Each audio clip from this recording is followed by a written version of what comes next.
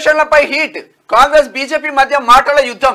BJP మళ్లీ గెలిస్తే రిజర్వేషన్లు రద్దు నినాదం ఎత్తుకున్న సీఎం రేవంత్. దేశవ్యాప్తంగా కాంగ్రెస్ కు ప్రచారాస్త్రంగా మారిన అంశం. స్ట్రాంగ్ కౌంటర్ ఇవ్వలేకపోయారని రాష్ట్ర నేతలపై BJP high command serious. Amit Shah వీడియోను మార్ఫింగ్ చేశారంటూ కాంగ్రెస్ పై ఢిల్లీలో కేసు. గాంధీ భవన్ కు వచ్చి నలుగురికి నోటీసులు ఇచ్చిన ఢిల్లీ పోలీసులు రేపు విచారణకు రావాలని ఆదేశించారు. గాంధీ భవన్ కు వచ్చి ఇచ్చిండ్రు.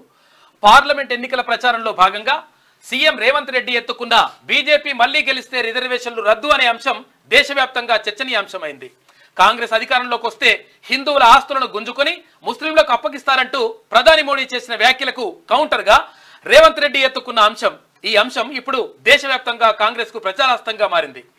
రిజర్వేషన్లు రద్దు చేయాలనే ఆర్ఎస్ఎస్ ఎజెండాకు అనుగుణంగా కేంద్రంలోని మోడీ సర్కార్ అడుగులు వేస్తున్నదని, ఇందుకోసం రాజ్యాంగ సవరణ చేయాలంటే బీజేపీకి 376 సీట్లు అవసరమవుతాయని, అందుకే ఆ పార్టీ అబ్కీ బార్ 400 పార్ అని ఓట్లు అడుగుతున్నదని కొద్ది రోజులుగా ఆయన ఆరోపిస్తున్నారు.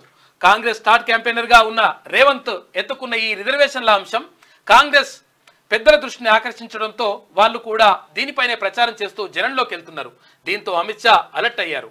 రేవంత్ కు గట్టి కౌంటర్ ఇవ్వడంలో రాష్ట్ర బీజేపీ నేతలు ఫెయిల్ అయ్యారని, అందువల్లే ఇది దేశవ్యాప్తంగా కాంగ్రెస్ కు ప్రచారాస్త్రంగా మారిందని అంచనాకు వచ్చారు.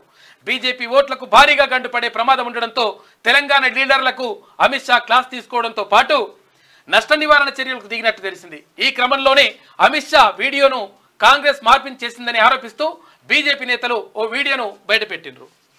రేవంత్ చెప్పింది అబద్ధం, ఆయనపై న్యాయ పోరాటం చేస్తాం. కిషన్ రెడ్డి రిజర్వేషన్ల రద్దుపై ప్రమాణానికి సిద్ధమా? రేవంత్ కేటీఆర్ కు సంజయ్ సవాల్ అంటూ ఒక వార్త చూస్తున్నాం. నిన్న గాంధీ భవన్ కు వచ్చి నోటీసులు ఇచ్చిండ్రు.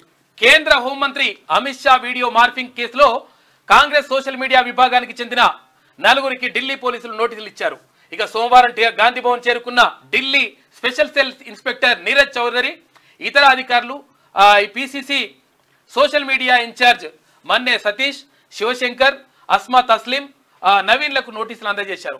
వచ్చే నెల 1న ఢిల్లీలోని తమ ఆఫీసుకు విచారణకు రావాలని నోటీసుల్లో పేర్కొన్నారు. కాగా దీనిపై PCC legal cell incharge Ramachandra Reddy మీడియాతో మాట్లాడారు.